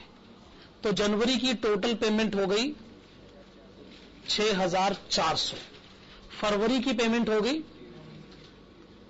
5800, मार्च की पेमेंट हो गई 6800। आप लिखिएगा पेमेंट ऑफ फिक्स्ड ओवरहेड्स। तो जनवरी में पेमेंट रिकॉर्ड करवाइए 6400, फरवरी में पेमेंट रिकॉर्ड करवाइए 5800, मार्च में पेमेंट रिकॉर्ड करवाइए 6800।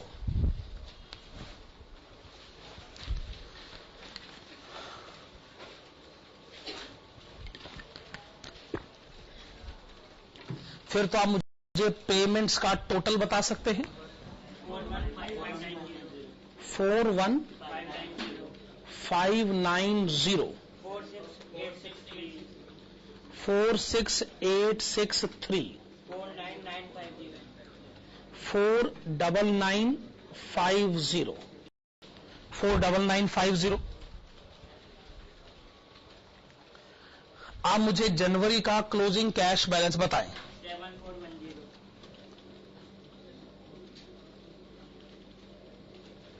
ठीक है ना।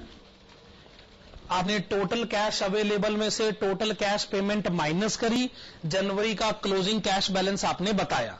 आप इसको फरवरी का ओपनिंग कैश बैलेंस बनाएं। अवेलेबल 60660। फरवरी की पेमेंट का टोटल आप जानते हैं 13797,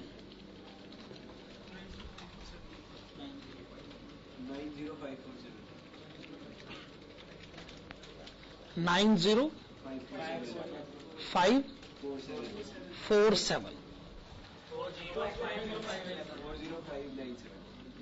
40597।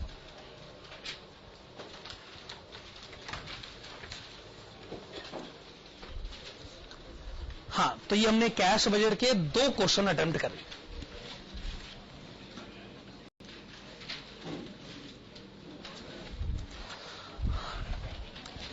तो जो हमने कॉस्टिंग का कैश बजट का लास्ट क्वेश्चन अटेम्प्ट करना है वो है क्वेश्चन नंबर 6।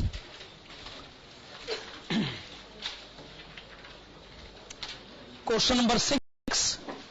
चलिए आइए अब इस क्वेश्चन को पढ़ना शुरू करते हैं।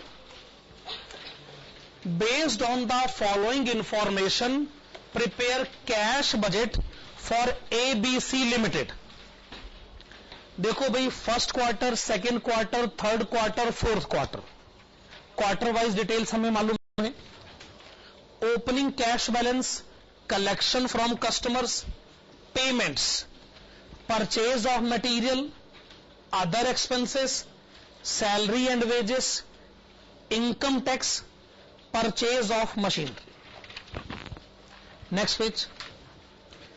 The company desired to maintain minimum cash balance of rupees 15,000 at the end of each quarter. Cash can be borrowed or repaid in multiples of rupees 500 at interest of 10% per annum. Management does not want to borrow cash more than what is necessary and wants to repay as early as possible.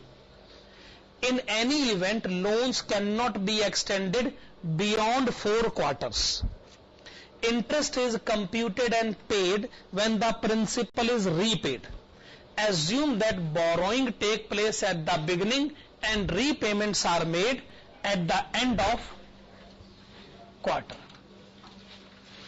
इस paragraph को एक बार दोबारा से पढ़ेंगे, इसमें बड़ी सारी information कही गई।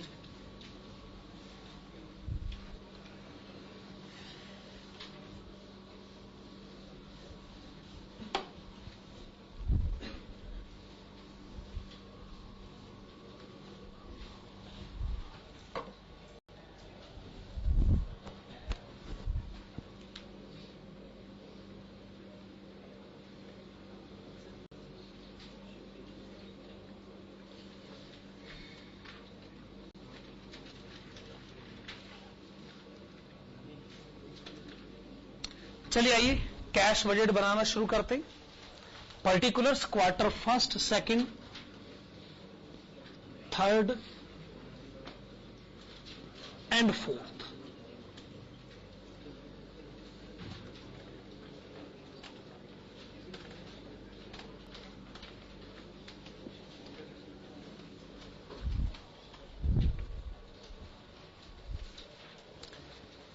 हाँ जी, सबसे पहली एंट्री आप लिखिएगा ओपनिंग कैश बैलेंस।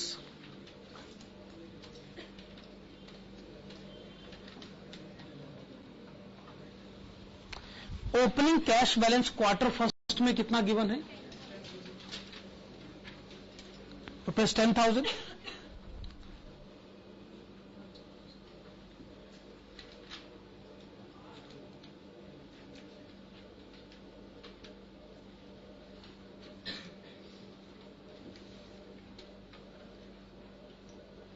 फिर क्वेश्चन में लिखा है कलेक्शन फ्रॉम कस्टमर्स। बताइएगा पहले क्वार्टर में कलेक्शन कितनी है? 1,25,000 रुपए। दूसरे क्वार्टर में कितनी? 1,50,000 रुपए। तीसरे क्वार्टर में 1,60,000 रुपए। चौथे क्वार्टर में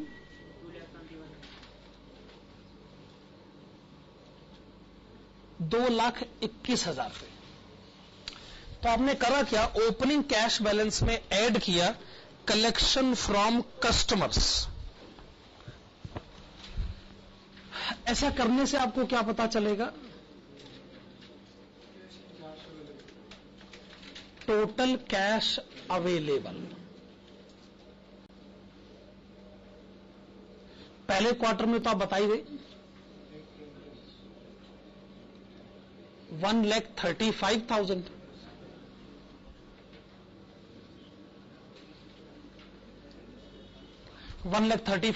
बाकी हम बता नहीं सकते। ये आपने लिखा टोटल कैश अवेलेबल। फिर क्या है कि क्वेश्चन में आपको पेमेंट की कुछ डिटेल्स गिवन है। एक है परचेज ऑफ मटेरियल, दूसरा है अदर एक्सपेंसेस, तीसरा है सैलरी एंड वेजेस, चौथा है इनकम टैक्स, पांचवा है परचेज ऑफ मशीन। वैसे अगर ये क्वेश्चन पेपर में आए तो आपको डिटेल्स तो सारी बतानी पड़ेंगी, पर यहां पर हम एक काम करते हैं, सीधा लिख लेते हैं टोटल कैश पेमेंट्स।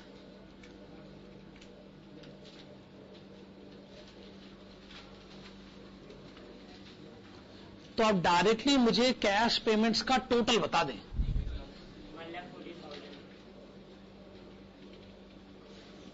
आपने बताया 1,40,000, फिर बताएं 1,50,000। Third quarter 1,50,000। चौथे क्वार्टर में आप मुझे पेमेंट का टोटल बताएं, फिर से बताएं।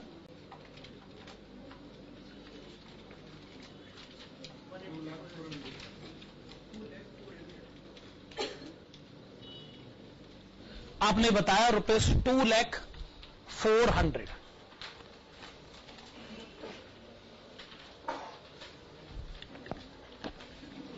ठीक है, आपने डायरेक्टली पेमेंट लिख दिया, ठीक है। वैसे आपको डिटेल्स लिखनी चाहिए थी। सुनिए, यहां तक तो हमने क्वेश्चन को ठीक ढंग से डील कराई नहीं। अब अगले पेज पर क्वेश्चन में बड़ी सारी बातें कही गई। पहली बात तो यह कही गई है कि मिनिमम क्लोजिंग बैलेंस 15,000 तो होना ही चाहिए। इसका मतलब यह बात हम आपको मिनिमम बता रहे हैं। हम ये नहीं कह रहे कि 15,000 ही बैलेंस होना चाहिए, हम कह रहे हैं जी कम से कम तो इतना होना ही चाहिए। आप इससे ज्यादा मेंटेन करें बहुत अच्छी बात है, पर 15,000 से कम कभी नहीं होना चाहिए।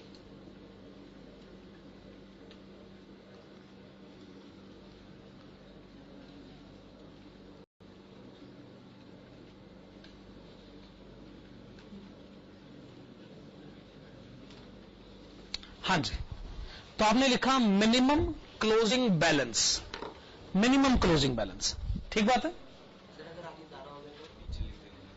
हाँ वो कोई बात नहीं, वो सिचुएशन मैनेज करेंगे। ये मिनिमम कैश बैलेंस है, ब्रैकेट्स में लिखेगा क्लोजिंग, ये क्लोजिंग जरूर लिखेगा आप, मिनिमम कैश बैलेंस क्लोजिंग। अब आप इसके नीचे लिखेगा मिनिमम कैश रिक्वायरमेंट।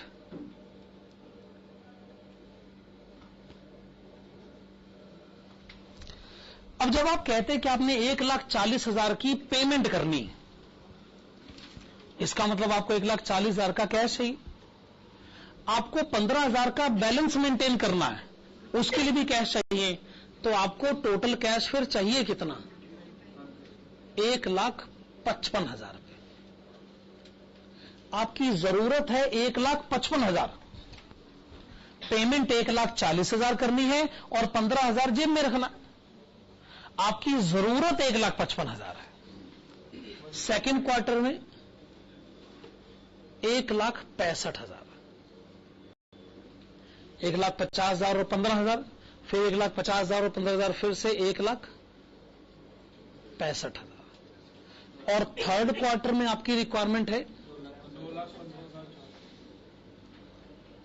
2,15,400 रुपए, ठीक है।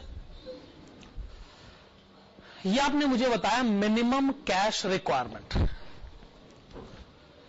जबकि आपके पास अवेलेबल है सिर्फ 1,35,000।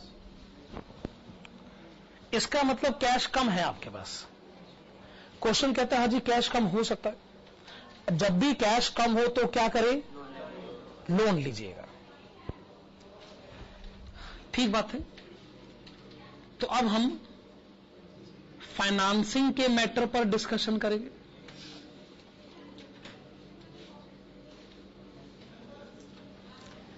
फाइनेंसिंग का मतलब होगा कि हमें दो बातें करनी है, एक लोन टेकन और दूसरा लोन रीपेड। फाइनेंसिंग का मतलब है कि हमें दो बातें करनी है, एक लोन टेकन और दूसरा लोन रीपेड, ठीक है। जब आप कहते हैं लोन रीपेड, इसका भी मतलब है कि हमें दो बातें करनी है, एक प्रिंसिपल अमाउंट और दूसरा इंटरेस्ट। क्या ये बात सही? इसका मतलब इस जगह पर हम फाइनेंसिंग के मैटर पर आपसे बात करेंगे।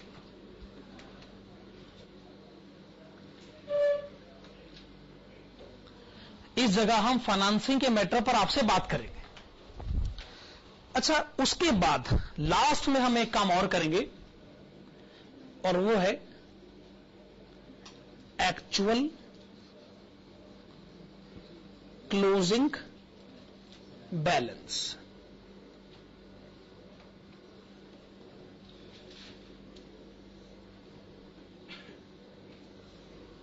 एक्चुअल क्लोजिंग बैलेंस मेरा मतलब है आप ये कह चुके हैं कि बैलेंस कम से कम 15,000 होना चाहिए। कम से कम 15,000 होना चाहिए ना, ज्यादा तो हो ही सकता है। कभी 15,000 से ज्यादा हो गया तो फिर ज्यादा सही, 15,000 से कम नहीं हो सकता, ज्यादा तो हो ही सकता है।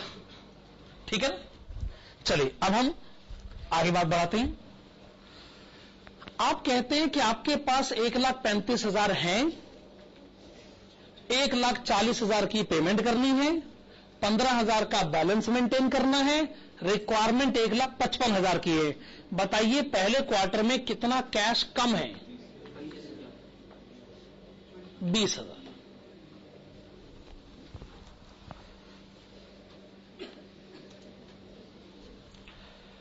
देखिए पहले क्वार्टर में हम 20,000 का लोन ले लेते हैं।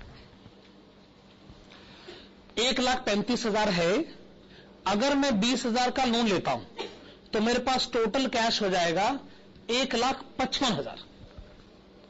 उसमें से मैं 1,40,000 की पेमेंट कर दूंगा और जो मैंने मिनिमम बैलेंस सोच रखा है बस उसे ही मैं मेंटेन कर पाऊंगा।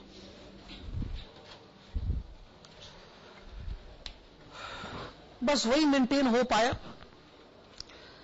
हमारे पास 20,000 का कैश शॉर्ट था, हमने 20,000 का लोन लिया, सारी पेमेंट एडजस्ट हो गई और जो मिनिमम बैलेंस हमने सोच रखा था वो मेंटेन हो गया। लोन के कंटेक्स्ट में कुछ जरूरी बातें ध्यान करें। एक, जब लोन वापस होगा, यानी आप लोन वापस ही मत करो कभी, तो इंटरेस्ट ही नहीं देना पड़ेगा। पर इस पर क्वेश्चन ने कहा कि ऐसा मत कहिए कि लोन वापस मत करो। यह भी तय है कि लोन 4 क्वार्टर के अंदर अंदर वापस किया जाना जरूरी है। आप लोन को साल से ज्यादा के लिए होल्ड भी नहीं कर सकते हो, यह क्वेश्चन में लिखा हुआ है। लोन वापस करना ही होगा और जब लोन वापस करोगे इंटरेस्ट भी तभी देना। जब तक आप लोन रीपे नहीं करते तब तक इंटरेस्ट के बारे में बात ही मत करो।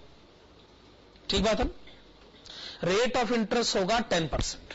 यह बात याद रखिएगा कि लोन का लिया जाना या वापस किया जाना मल्टीपल ऑफ 500 में होना चाहिए।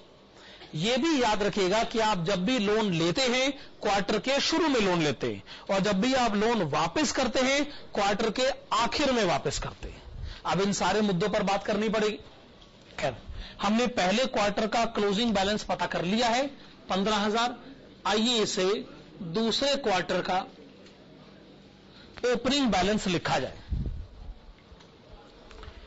दूसरे क्वार्टर का ओपनिंग बैलेंस है 15,000, कलेक्शन है 1.5 लाख, तो टोटल कैश अवेलेबल हो गया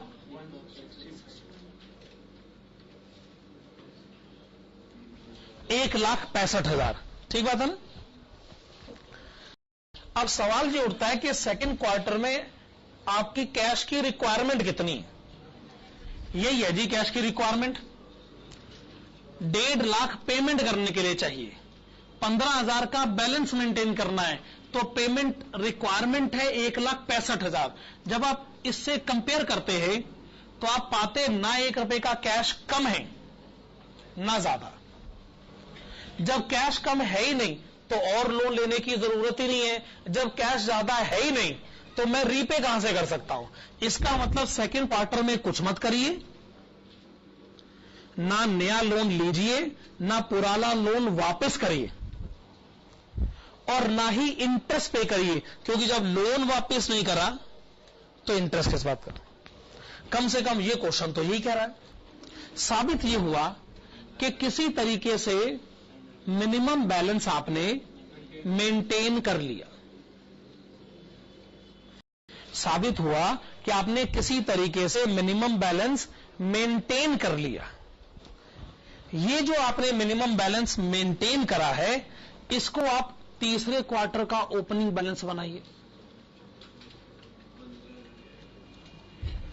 ठीक है ना। तीसरे क्वार्टर का जब आप इसे ओपनिंग बैलेंस बनाएंगे तो 15,000 और 1,60,000 टोटल कैश अवेलेबल 1,75,000। तीसरे क्वार्टर में 1.5 लाख की पेमेंट करनी है, 15,000 का बैलेंस मेंटेन करना है, रिक्वायरमेंट है 1,65,000। जब आप कंपेयर करते हैं तो आप पाते हैं कि आपके पास एक्स्ट्रा कैश है 10,000। आपके पास एक्स्ट्रा कैश है 10,000। क्या करें इस एक्स्ट्रा कैश का? लोन रीपे कर देते हैं। क्या हम 10,000 का 10% इंटरेस्ट पे करेंगे और 9 महीनों के लिए पे करेंगे?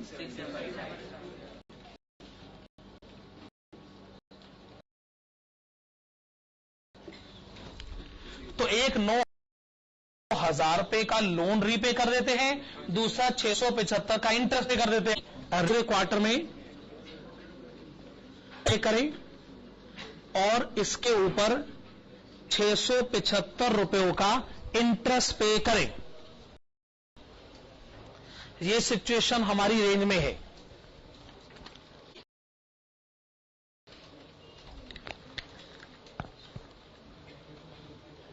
सुनिए, लिसन प्लीज।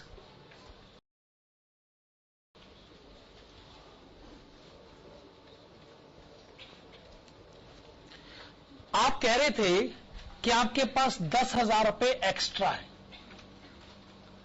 आपने क्या करा? 9,675 की पेमेंट कर दी, जिसमें 9,000 लोन रीपेड था, 675 इंटरेस्ट पेड था। आप बताइए बच गया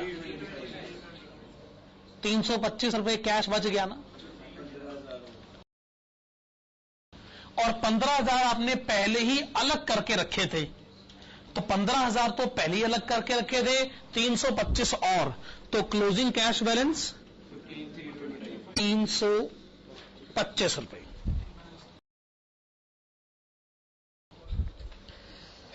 ठीक बात है ना। अब माना 325 रुपए पड़े हैं, पर उसका जब हम कुछ करने देते, हमने भी तो ये कहा है ना 15,000 मिनिमम होना चाहिए। एक्चुअल में 15,000 से ज्यादा तो हो ही सकता है। आइए हम इसको चौथे क्वार्टर का ओपनिंग कैश बैलेंस बनाएं। चौथे क्वार्टर में टोटल कैश अवेलेबल हो जाएगा 2325 टोटल कैश से। अब आपके पास सफिशिएंट फंड्स अवेलेबल, सफिशिएंट है, इतने फंड्स अवेलेबल हैं कि आपने जो लोन ओरिजिनली लिया था वो सारा रीपे हो जाएगा। ओरिजिनली आपने 20,000 का लोन लिया था, उसमें से 9,000 का तो वापस हो गया, बाकी बच गया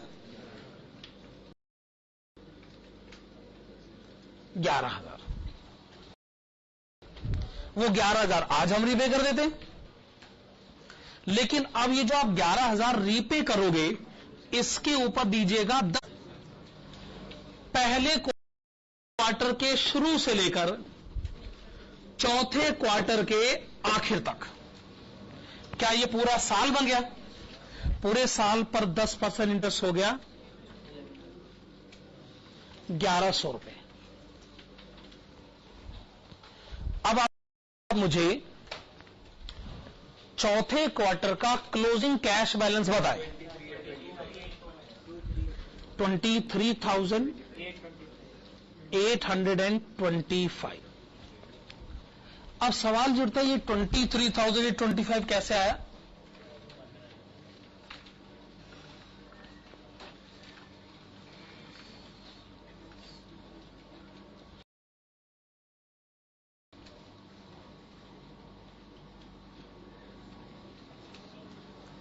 ये कैसे आया? A minus B minus C minus D. Total cash available minus total payments minus loan repaid trust paid, A minus B minus C minus D. This is closing cash balance. ठीक बात है?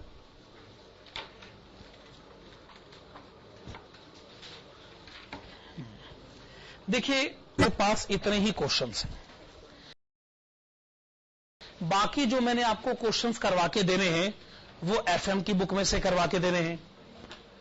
तो या तो अभी हम क्वेश्चन शुरू, या चलिए ब्रेक ले लेते हैं, जल्दी ब्रेक ले लेते हैं, जल्दी एफएम की क्लास शुरू करेंगे। क्लास आज जल्दी खत्म हो सकती है।